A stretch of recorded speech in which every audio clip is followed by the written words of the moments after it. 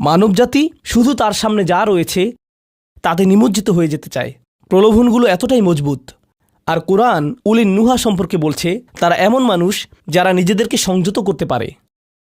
আপনাকে স্মরণ করিয়ে দেয়া হচ্ছে নিজেকে সংযত করার জন্য, আর আপনি বলছেন আমি সংযত হতে চাই না, আমি এই অবস্থাতেই ভালো আছি। আমি ইতিমধ্যেই কাজটি করার দিন, তারিখ এবং স্থান নির্ধারণ করে ফেলেছি এবং টিকিটও করে ফেলেছি। এরপর এই খুতবাটি আমার মুড নষ্ট করে দিল। তো আমি এখন একটা বার্গার খাবো এবং খুতবায় যা শুনেছি তা নিয়ে চিন্তা করব না। তারপর সেখানে যাব যেখানে আমি যেতে চেয়েছিলাম। খুতবাটা বেশ দেরিতে শোনা হয়েছে। সেই মানুষেরা এমনটা করে না। যখন কোনো স্মরণিকা শ্রবণ করে নিজেদের উপর এর প্রভাব পড়তে দেয়, তারা এটাকে পরিবর্তন ঘটানোর সুযোগ দেয়। এটাই তাদেরকে আল্লাহর কাছে বিশেষ মানুষে পরিণত করে।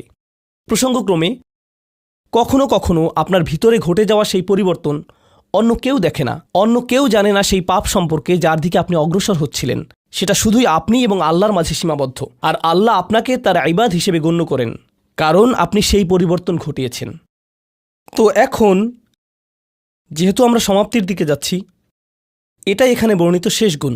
এই মানুষেরা শুধুমাত্র নিজেদের নিয়ে উদ্বিগ্ন না, বরং তারা তাদের পরিবার নিয়ে উদ্বিগ্ন। ওয়াল্লাযীনা ইয়াকুলুনা রব্বানা হাবলানা মিন আজওয়াজিনা ওয়া যুররিয়াতিনা কুররাতা আয়ুনিন।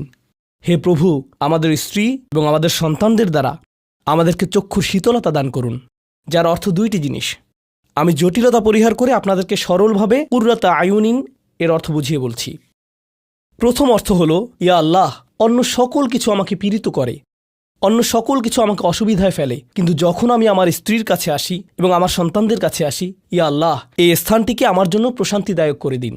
আমার সকল অসুবিধা দূর হয়ে যায় যখন আমি আমার স্ত্রীর দিকে তাকাই। আমার সকল অসুবিধা দূর হয়ে যায় যখন আমি আমার সন্তানদের সাথে থাকি। ইয়া আল্লাহ, আমার স্ত্রী এবং আমার সন্তানদের মাঝে এটা প্রদান করুন, অথবা আমার স্বামী এবং আমার সন্তানদের মাঝে এটা প্রদান করুন।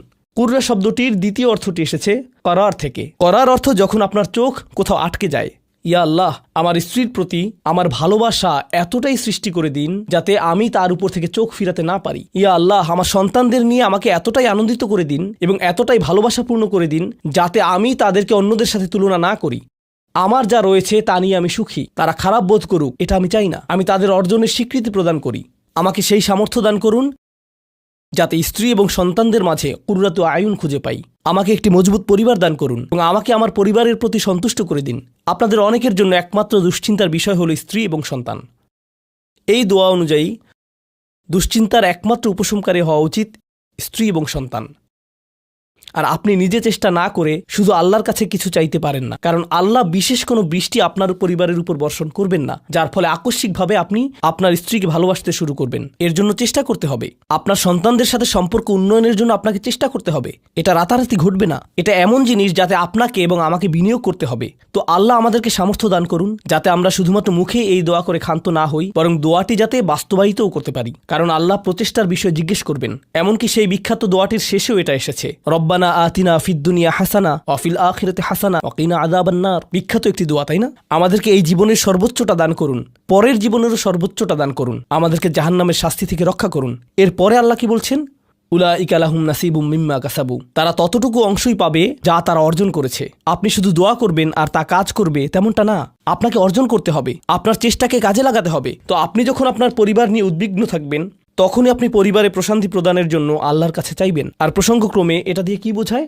যে সকল স্বামীরা যারা লন্ডন শহরে রাত 2টা-3টা পর্যন্ত সীসা বারে সময় কাটান, কিন্তু বাড়িতে তাদের স্ত্রীদের কাছে যান না, কারণ তারা তাদের স্ত্রীদের মাঝে কোনো প্রশান্তি খুঁজে পান না। আর তাদের স্ত্রীরা তারাও তাদের স্বামীদের মাঝে কোনো প্রশান্তি খুঁজে পান না। যখন তারা বলবেন, না ভাই আমাকে বাড়ি যেতে হবে, তখন তারা আল্লাহর কাছে বিশেষ মর্যাদা সম্পন্ন হয়ে উঠবেন।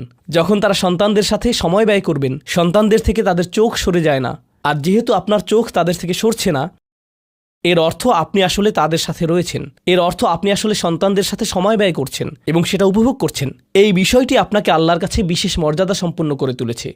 তাদের জন্যই উলাইকা ইউজজাউনাল গুরফাতা বিমা সাবারু। আর আমাদেরকে মুত্তাকিনদের নেতা হিসেবে কবুল করুন, সৎকর্মশীলদের নেতা হিসেবে কবুল করুন। আমাদের সন্তানদেরকে ভালো সৎকর্মশীল জীবন দান করুন, যার ফলে যখন আমি আপনার সম্মুখে দাঁড়াবো, ইয়া আল্লাহ, আমার পরিবারের সদস্যদের কাজের কারণে আমার সৎকর্মের পরিমাণ শুধু বৃদ্ধিই পাবে। এখন এই সব কিছুর পরে উলাইকা ইউজজাউনাল গুরফাতা বিমা সবারু, এই মানুষদেরকে প্রদান করা হবে সুউচ্চ প্রাসাদ, তারা যে ধৈর্য প্রদর্শন করেছে তার প্রতিদান স্বরূপ। লক্ষ্য করুন, এখানে আল্লাহ বলছেন তারা যে ধৈর্য প্রদর্শন করেছে তার প্রতিদান স্বরূপ। আপনি যদি এই তালিকার প্রথমে যান, যারা তাদের জিহ্বা সংযত করে, যখন মূর্খ লোকেরা তাদের সাথে কথা বলে তারা বিনয়ী, তারা জিহ্বা সংযত করে, যারা আল্লাহ ছাড়া অন্য কারো ইবাদত করে না, যারা আল্লাহর ইবাদত করে রাতের গভীরে, এই তালিকাটি যা আমরা আলোচনা করলাম তাদের প্রত্যেকেরই প্রয়োজন অধ্যাবসায়, মজবুতি, দৃঢ়তা এবং প্রতিজ্ঞা। আর সবর শব্দটি দিয়ে এটাই বোঝায়। এই মানুষগুলো পুরস্কৃত হবেন তারা যে দৃঢ় প্রতিজ্ঞা দেখিয়েছেন তার জন্য। তারা এর জন্য প্রতিজ্ঞাবদ্ধ ছিলেন। ওয়ায়ুলাক্কাউনা ফিহা তাহিয়াতান ওয়া সালামা, তাদেরকে সেখানে অভ্যর্থনা করা হবে অভিবাদন ও সালাম সহকারে। আল্লাহ তাদের জন্য অভিবাদন প্রেরণ করবেন। আল্লাহ শুধুমাত্র তাদেরকে ভালোবাসবেন না, বরং তিনি তাদেরকে এখন সম্মানিতও করছেন। এরা হলেন আল্লাহ কর্তৃক বিশেষ পুরস্কার প্রাপ্ত। খালিদিনা ফিহা হাসুনাত মুস্তাকাররা ওয়া মুকামা, তারা অবিশ্বাস্য সেই সম্মানের মাঝে এবং সেই সুউচ্চ প্রাসাদের মাঝে চিরকাল থাকবেন। কি চমৎকার স্থান! স্বল্পকালীন এবং চিরকালীন অবস্থানের জন্য। তো আল্লাহ এটাকে জাহান্নামের সাথে তুলনা করেছেন, তাই না? জাহান্নামীরা বলবে, আমি এখানে স্বল্পকালের জন্যও থাকতে চাই না, চিরকালের জন্যও থাকতে চাই না। আল্লাহ বলেছেন, জান্নাতের স্বাদ যদি তুমি সামান্য পরিমাণেও পাও, তুমি এটা আকাঙ্ক্ষা করবে, তুমি এটা চিরকালের জন্য চাইবে।